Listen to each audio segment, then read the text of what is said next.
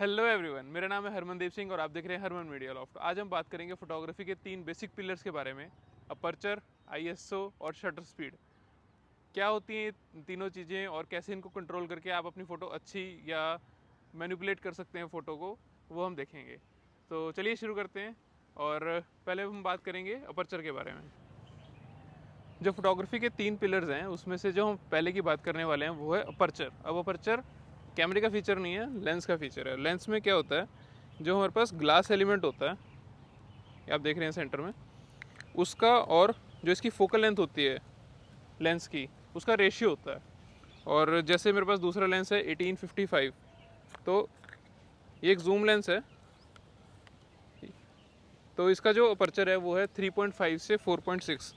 इसका मतलब क्या है कि मतलब 18 mm पे इसका अपर्चर 3.5 होता है, और अगर मैं इसको बढ़ाऊँ 55 mm तक लेके जाऊँ तो इसका अपर्चर 4.6 हो जाता है।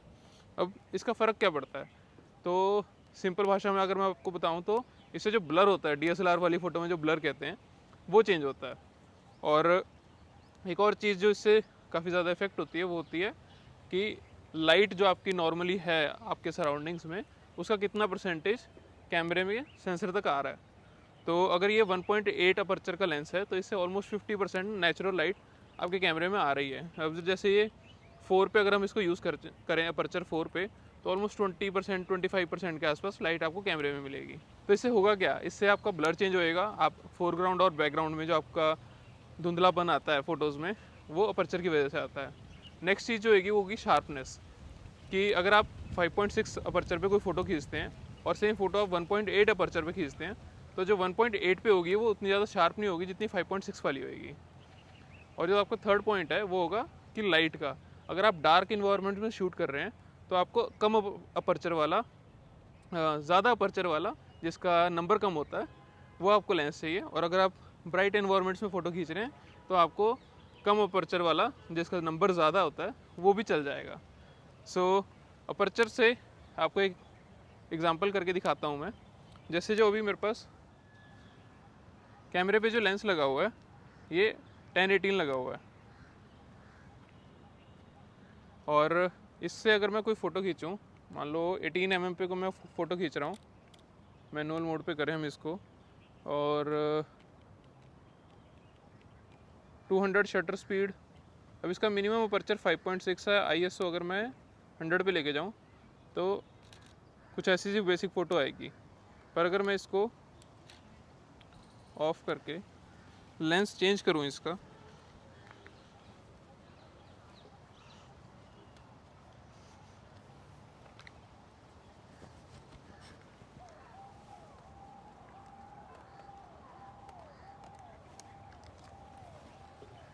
अब जैसे मैंने इसका लेंस चेंज कर दिया है, और अगर मैं अब इससे फ़ोटो खींचूँ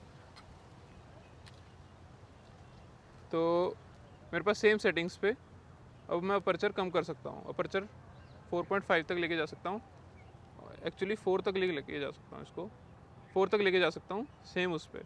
तो इससे होगा क्या कि जो मेरे पास फ़ोटो आई है, तो मैं आपको इन्फो में प्रीवियस फ़ोटोज़ दिखाता हूँ।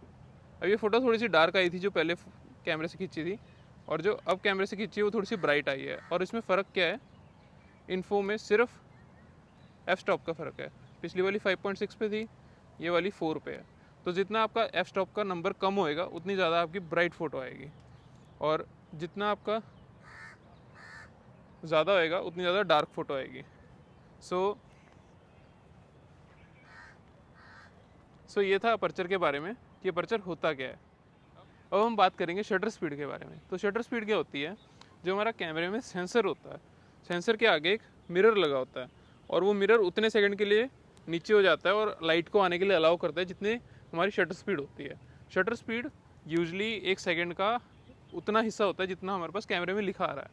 तो अगर मैं आपको दिखाऊं,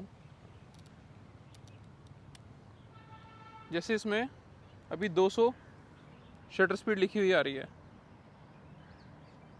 तो अगर 200 का क्या मतलब है, 1 सेकंड के 200वें हिस्से में ये फ़ोटो खींच के इसका शटर शटर के आगे से मिरर ऊपर होके वापस आ जाता है 1 सेकंड के 200वें हिस्से में। तो इससे फ़र्क क्या पड़ता है, आप हाई शटर स्पीड और लो शटर स्पीड क्यों यूज़ कर सकते हैं।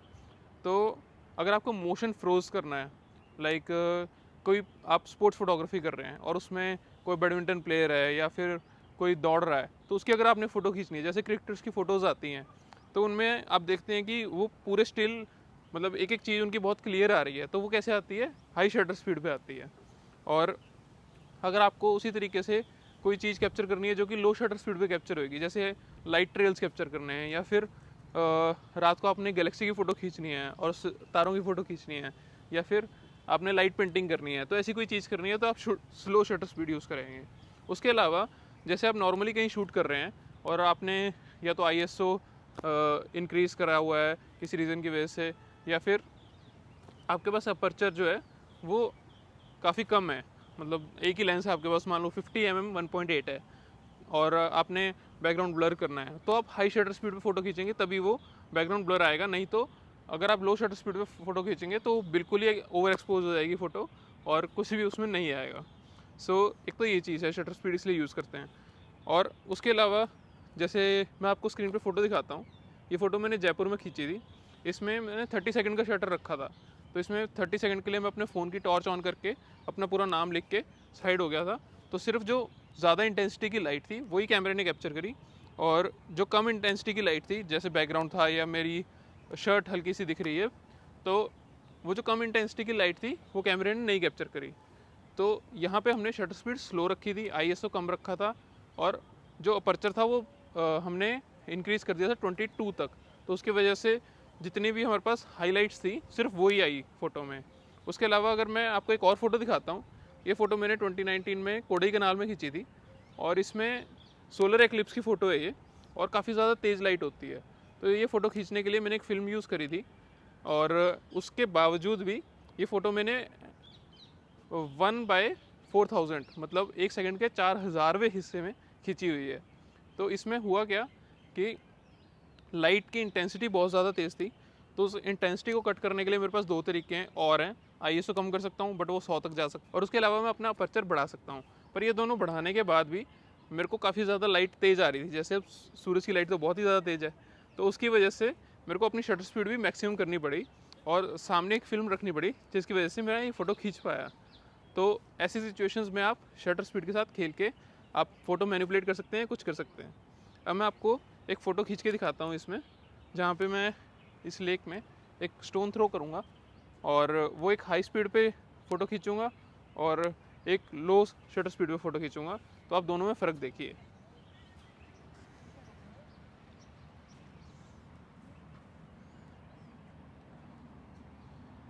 अभी मैं इसकी शटर स्पीड बढ़ा के जैसे 1000 कर देता हूँ, 1000, और ये होगा F4, और ISO मेरा है, ISO इंक्रीज़ करके आपका कर देते हैं 400 के आसपास, 400 से थोड़ा सा ज़्यादा 800।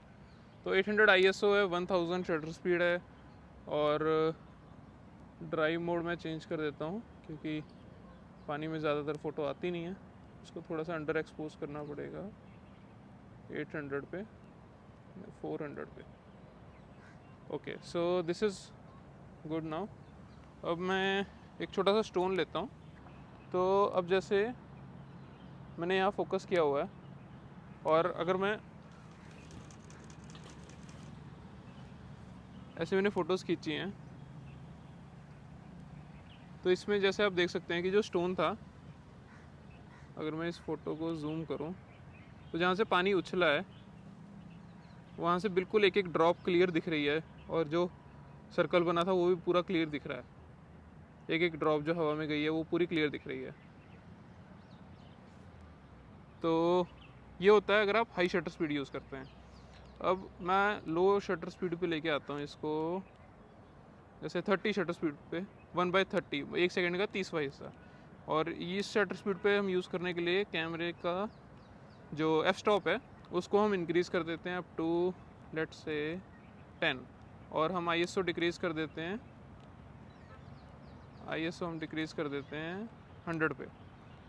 ये भी वैसी सी लग रही है फ़ोटो देखने में, पर अब एक और स्टोन लेके आता हूँ मैं, और अब हम इसको भी स्लो शटर स्पीड पे फ़ोटो खींच के देखेंगे।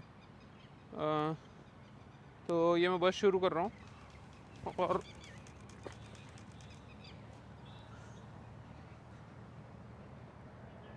तो जो ये हमारे पास फ़ोटोज़ हैं, इसमें अगर मैं जूम करूँ तो जो ड्रॉपलेट्स हैं वो आप देख सकते हैं लाइंस की तरह आई हैं, और जो सर्कल है नीचे वो भी क्लियर नहीं आया है। अगर मैं नेक्स्ट फ़ोटो पे जाऊँ, इसमें हम जूम करते हैं तो इसमें आप देख सकते हैं कि लाइंस की तरह आया है। तो ये क्यों हुआ है? क्योंकि स्लो शटर स्पीड थी। और अगर हम उससे पहले वाली फ़ोटोज़ देखें जो हमने पहले पत्थर फेंका था 4000 नहीं 1000 शटर स्पीड पे, तो उसमें आप देख सकते हैं कि एक एक डॉट क्लियर आया है पानी की बूंद का। तो वो इसीलिए आया है क्योंकि हमारी शटर स्पीड बहुत ज़्यादा थी। तो ये है शटर स्पीड। अब इसके बाद हम बात करते हैं ISO के बारे में। तो ISO क्या है? अब हम बात करेंगे फोटोग्राफी के थर्ड पिलर के बारे में, जो कि है ISO। और ISO होता क्या है? इसको काफ़ी लोग लाइट सेंसिटिविटी कहते हैं, बट ये एक्चुअल में कैमरे के सेंसर की लाइट सेंसिटिविटी नहीं है, कैमरे की लाइट कैपेबिलिटीज़ हैं कि आपका कैमरा कितना फ़ोटो में लाइट को चेंज कर सकता है, मैनिपुलेट कर सकता है, और कितनी ज़्यादा लाइट सेंसिटिविटी एब्जॉर्ब कर सकता है। शटर का जो सेंसिटिविटी होती है वो फिक्स्ड होती है, वो सेंसिटिविटी चेंज नहीं होती है। जो आउटपुट होता है हमारा, उसकी सेंसिटिविटी चेंज होती है। तो ISO हमारा यूजली वो 100 से शुरू होके लाख 32,000 के कई कैमरेज में 12,000 भी होता है टॉप, और कई कैमराज में लाख तक भी होता है। जैसे सोनी का A7S III आया है अभी, उसमें शायद 1,02,800 ऐसे, पता नहीं ऐसे कुछ है। तो काफ़ी ज़्यादा ISO उसका जाता है, और उसमें ड्यूल नेटिव ISO भी है। सो ISO से होता क्या है कि अगर मैं बात करूँ ISO का फ़ायदा क्या है, तो मैं आपको कैमरा में दिखाता हूँ।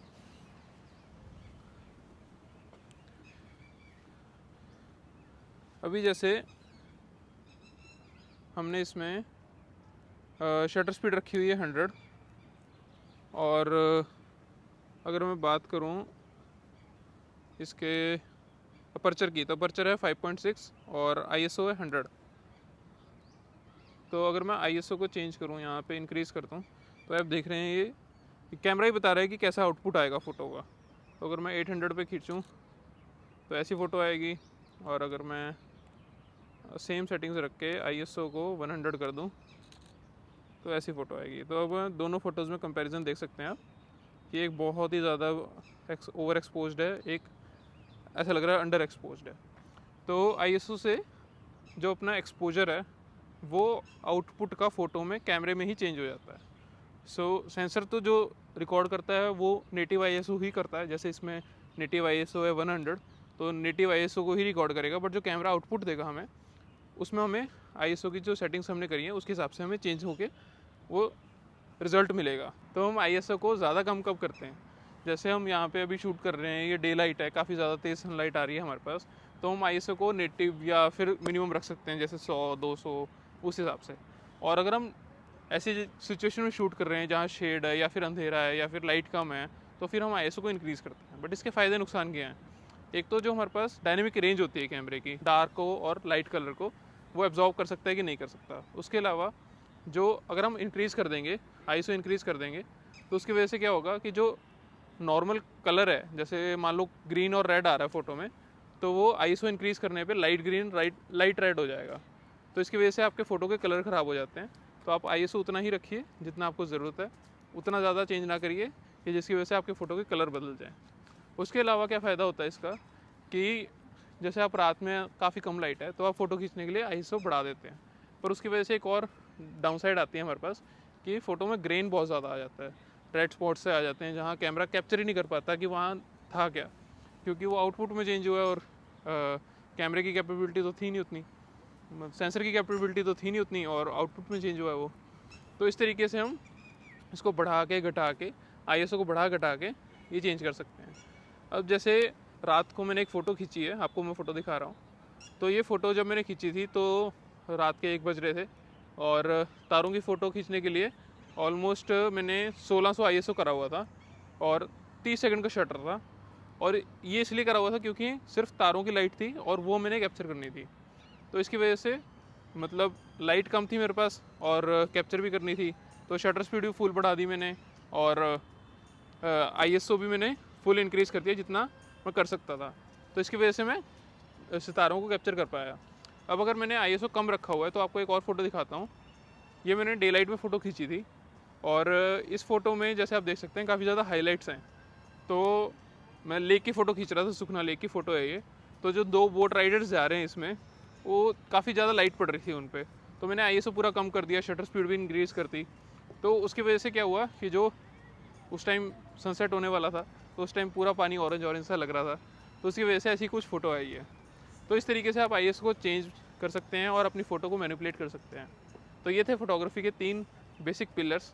इनको आप चेंज करके मैनिपुलेट कर सकते हैं अपनी फ़ोटो को और अपनी फ़ोटोग्राफी एनहांस कर सकते हैं। आपके कोई क्वेश्चंस वगैरह हैं तो आप नीचे कमेंट करके पूछ सकते हैं। अगर आपको ये वीडियो अच्छी लगी हो तो आप नीचे सब्सक्राइब का बटन दबा सकते हैं और इस वीडियो को लाइक भी कर सकते हैं।